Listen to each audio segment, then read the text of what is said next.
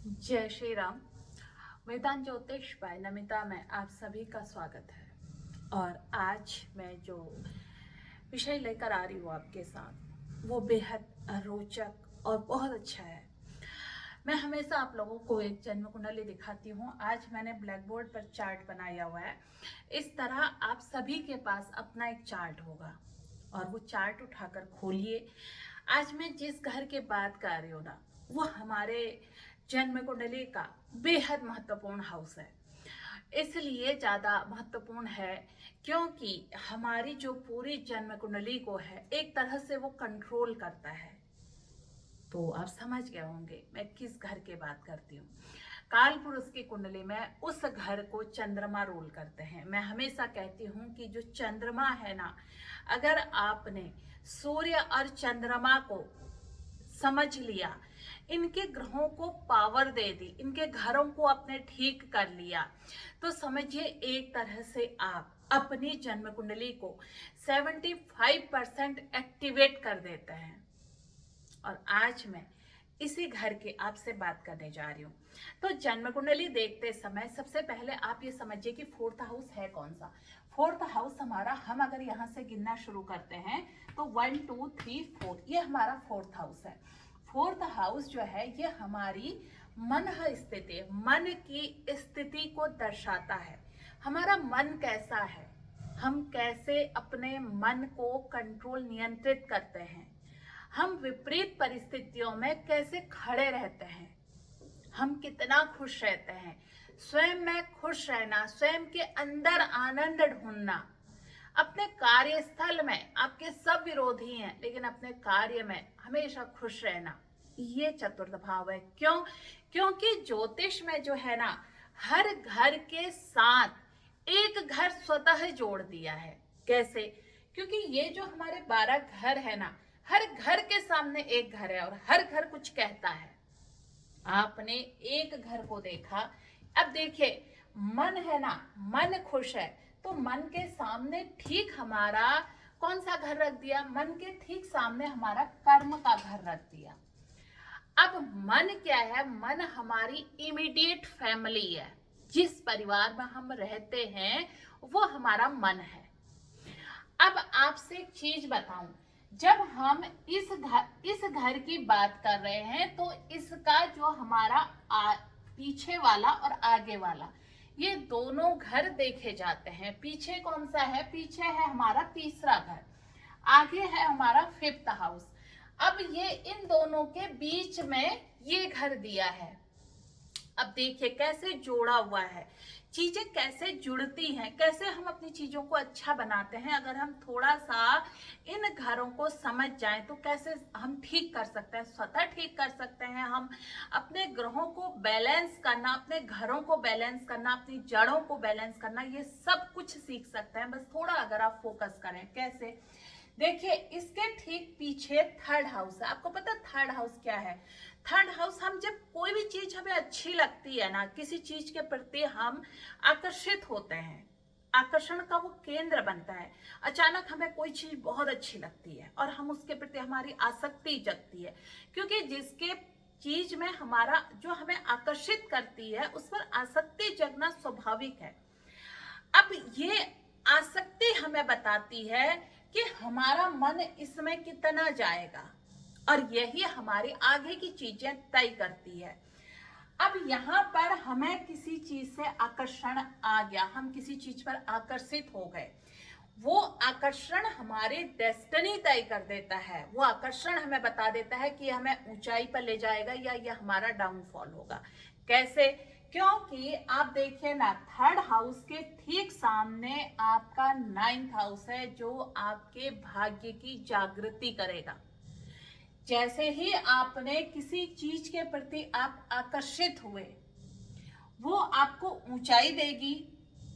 वो जिस चीज के प्रति आप आकर्षित हुए हैं, माना कि आप एडिक्शन का भी, मैं कहती हूँ ना, एडिक्शन का भी यही हाउस इसलिए है क्योंकि हम किसी चीज के प्रति आकर्षित हुए तो वो क्या हमारा नशा बन गया। सपोज आपने अपने किसी फ्रेंड के साथ गए और वो फ्रेंड आपका नशा करता है, तो धीरे धीरे धीरे धीरे वो फास्ट फ्रेंड है, तो क्या होगा, आपके अगर पावर ग्रह कमजोर होगा तो आप उसके साथ सिमट जाएंगे और आप भी नशे की तरफ चले जाएंगे। फिर आपकी जो यहाँ की चीजें हैं, आपका भाग्य तय कर देगा कि आपने जो कृपा है वो कैसे मिल रही है। लेकिन आपका अगर ये हाउस पावरफुल है और ये हाउस पावरफुल है, तो आप उस व्यक्ति को अपने अनुसार मोल्ड कर देंगे। वो व्यक्ति आपके प्रभाव में आके हो सकता है वो नशा छोड़ दे। ये तो मैंने महज एक मित्र वाला बताया। आकर्षण किसी चीज के प्रति भी हो सकता है। आकर्षण आपके कार्य के प्रति होता है। जो मेरा आकर्षण है, मुझे ज्योतिष के प्रति है। मैं ज्योतिष में 18 घंटे कुंडलियां देखकर पढ़ सकती हूँ, कुंडली देख सकती हूँ।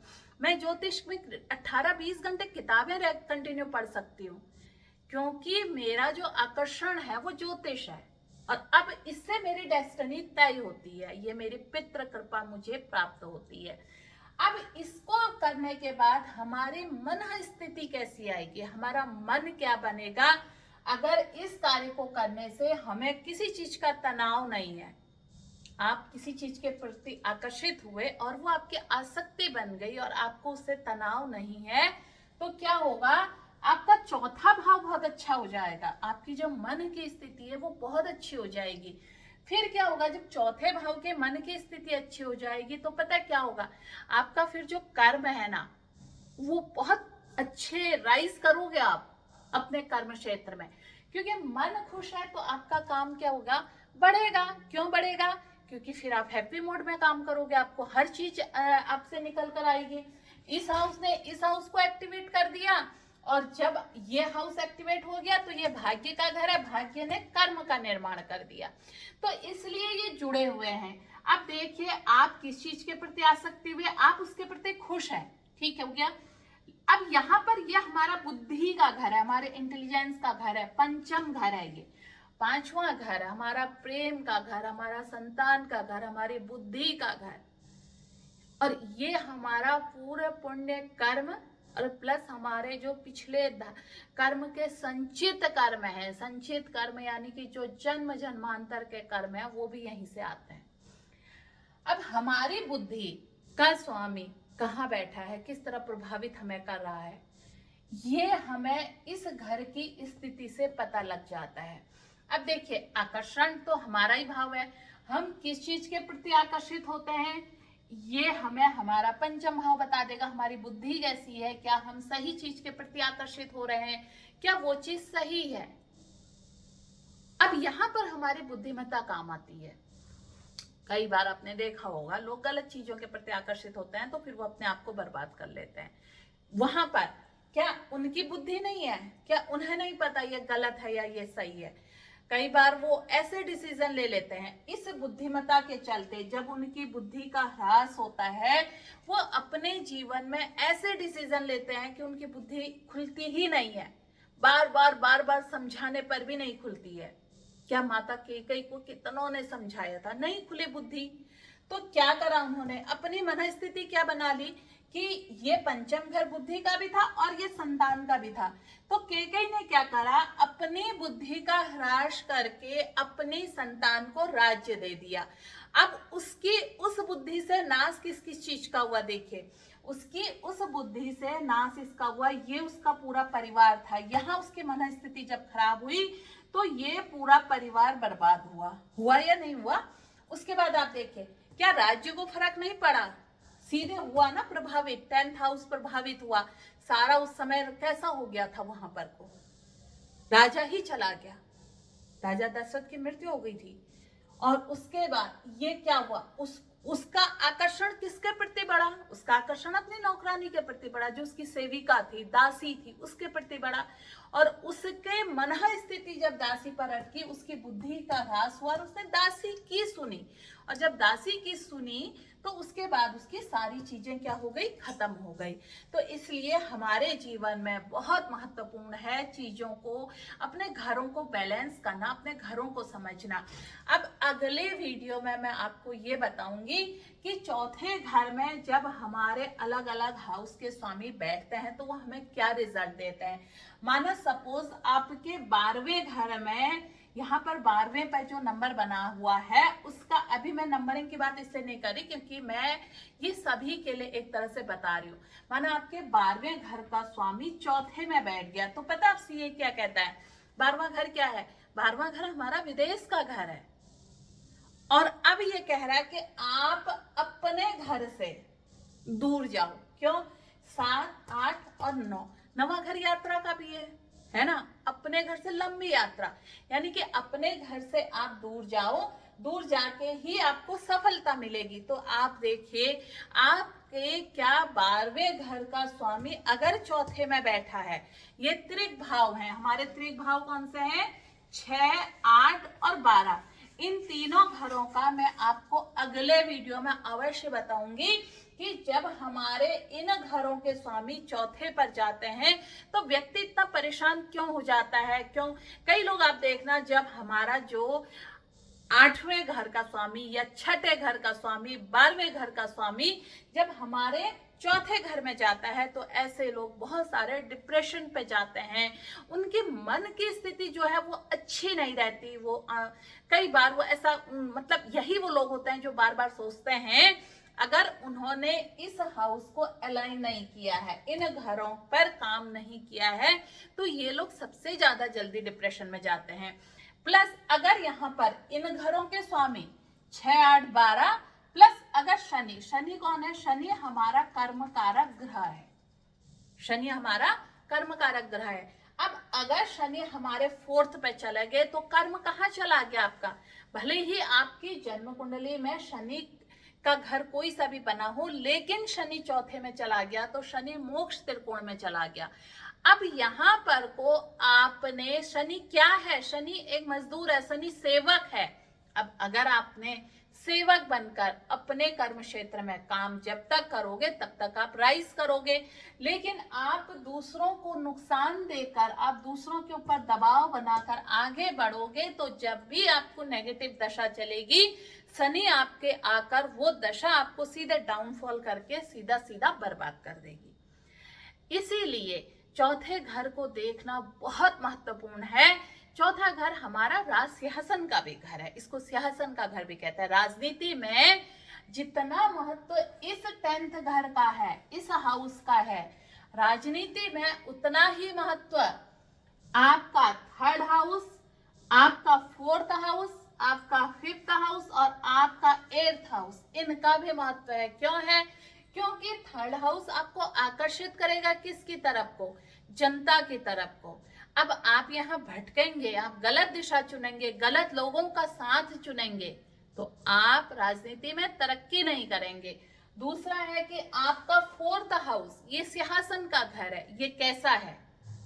अगर ये बहुत अच्छा है, अगर अच्छा नहीं है, यहाँ पर कोई पाप ग्रह बैठा हुआ है, तो फिर आपने उसको ठीक करना है, उसके अनुसार उसके अकॉर्डिंग काम करना है। उसके बाद 5th हाउस, 5th हाउस है आपकी बुद्धि का।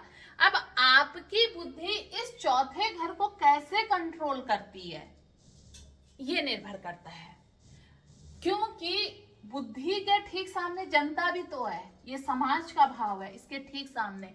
तो इसीलिए इन 3 घरों का देखिए आप कितना महत्व है, इसीलिए बताए इन 3 घरों के सामने देखिए ना, 3rd के सामने भाग्य का घर है, तो आपका 3rd हाउस अगर बहुत आप अच्छा 3rd हाउस को आप अच्छा बनाते हैं अपने हाथ में, कभी भी डरिए मत कि 3rd हाउस में आपके पाप ग्रह हैं, 3rd हाउस खराब है, नहीं, डरना नहीं है।